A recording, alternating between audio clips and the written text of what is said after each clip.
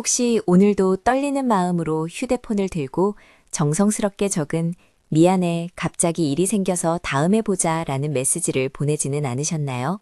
전송 버튼을 누르는 순간 친구에 대한 미안함보다는 온몸의 긴장이 풀리며 밀려오는 말할 수 없는 해방감을 느끼셨을 겁니다. 세상은 이런 당신을 향해 집순이, 아웃사이더 혹은 사회성이 부족한 사람이라며 무안을 줄지도 모릅니다. 하지만 마음 구조학의 관점에서 볼 때 이것은 결코 사회성의 결여가 아닙니다. 오히려 당신의 뇌가 외부의 거대한 소음으로부터 스스로를 보호하기 위해 가동한 정교한 심리적 방어벽의 작동 결과입니다. 당신이 집을 떠나지 못하는 것은 게으름 때문일까요? 아니면 생존을 위한 본능일까요? 오늘 우리는 당신의 거실 소파 아래 숨겨진 심리 설계도를 함께 파헤쳐 보겠습니다. 이 방어벽이 당신을 치유하는 안식처인지 아니면 당신의 성장을 가로막는 감옥인지 말이죠. 먼저 우리가 이해해야 할 핵심 구조는 최적 각성 이론입니다.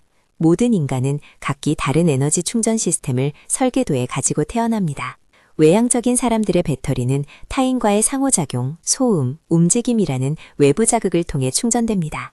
반면 내향적이거나 고독을 즐기는 이들에게 사회적 상호작용은 아무리 즐거운 것이라 할지라도 에너지를 소모시키는 방전 과정입니다.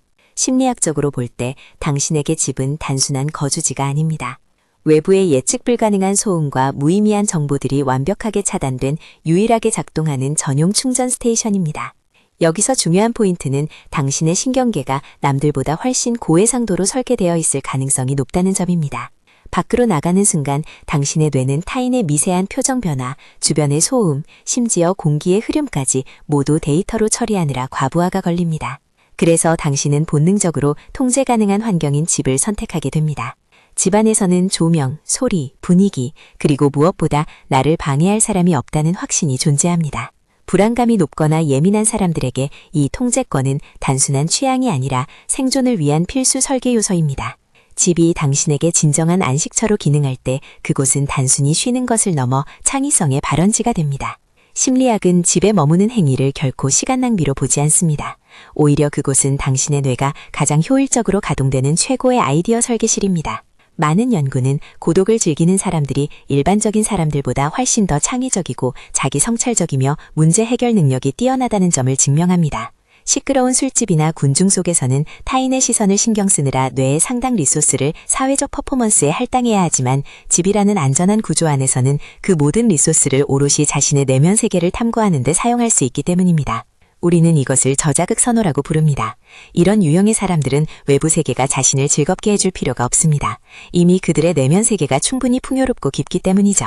이들은 아침에 커피를 내리는 루틴, 햇살이 거실 바닥에 닿는 방식, 소파 위의 지정석 같은 아주 사소한 일상의 구조 안에서 거대한 평화를 발견합니다.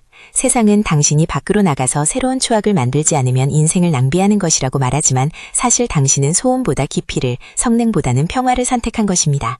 이것은 매우 높은 수준의 자기인식이며 당신만의 독특한 삶의 설계 방식입니다.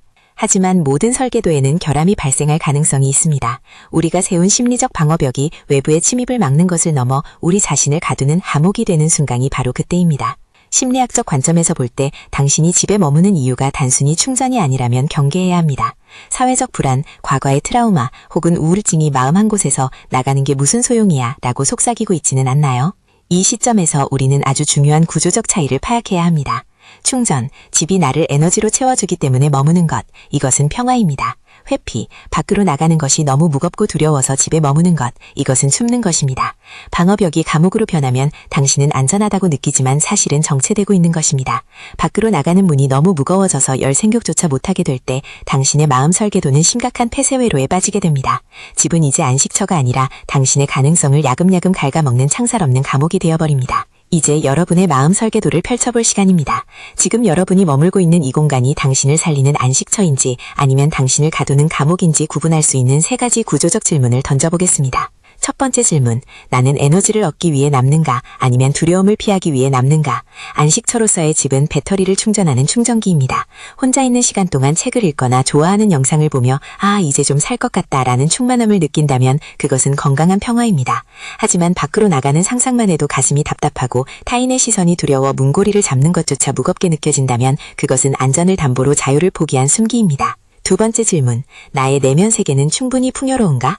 심리학에서 말하는 저자극 선호 그룹은 외부의 자극이 없어도 스스로 즐거움을 만들어낼 수 있는 능력이 있습니다. 만약 당신이 혼자 있는 시간 동안 무언가에 몰입하거나 깊은 사색을 통해 새로운 통찰을 얻고 있다면 당신의 방어벽은 매우 효율적으로 작동하고 있는 것입니다.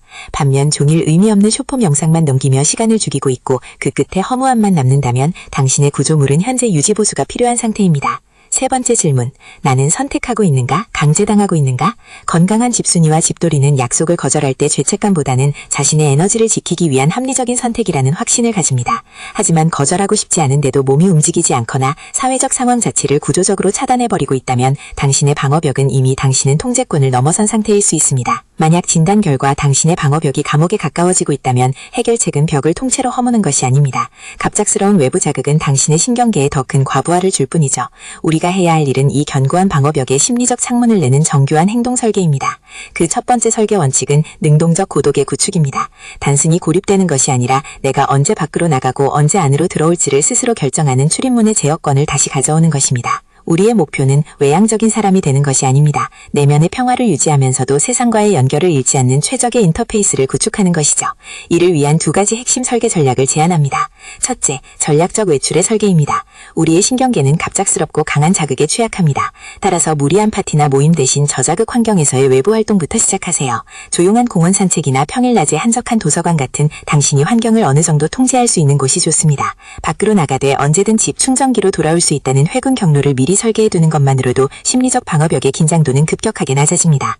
둘째, 디지털 윈도우의 정돈입니다. 밖으로 나가지 않아도 우리는 스마트폰을 통해 끊임없이 타인의 화려한 일상과 연결됩니다. 하지만 이것은 진정한 연결이 아니라 당신의 멘탈 구조에 침투하는 노이즈일 뿐입니다. 보여주기식 쌓인 퍼포먼스에 대한 압박에서 벗어나 당신에게 깊은 영감을 주는 콘텐츠나 진정성 있는 단계에만 집중하도록 디지털 환경을 재설계하세요. 남들은 다 밖에서 저렇게 멋지게 사는데 라는 비교는 당신의 안식처를 순간 감옥으로 바꾸는 치명적인 설계 오류입니다. 지금까지 우리는 집에 머무는 사람들의 심리 설계도를 함께 살펴봤습니다. 마지막으로 여러분께 꼭 드리고 싶은 말씀이 있습니다. 혼자 있는 시간을 선택하고 시끄러운 모임보다 조용한 거실 구석을 선택하는 당신은 결코 고장난 것이 아닙니다. 당신은 그저 남들보다 더 깊은 사고를 하고 더 세밀하게 세상을 느끼며 더 본질적인 평화를 추구하도록 특별하게 배선된 사람일 뿐입니다. 세상의 소음보다 내면의 깊이를, 타인의 박수보다 자신의 평화를 선택한 당신의 결정은 존중받아 마땅합니다. 다만 당신이 쌓아 올린 그 소중한 방어벽이 당신을 지키는 단단한 안식처가 되게 하되 당신을 고립시키는 감옥이 되지 않도록 가끔씩 창문을 열어 환기해주는 것을 잊지 마세요. 당신이 집안에서 즐기는 그 작은 의식들, 따뜻한 차 한 잔, 좋아하는 책의 한 페이지, 창가에 비치는 노을, 그 모든 것이 당신이라는 고귀한 건축물을 지탱하는 기둥입니다.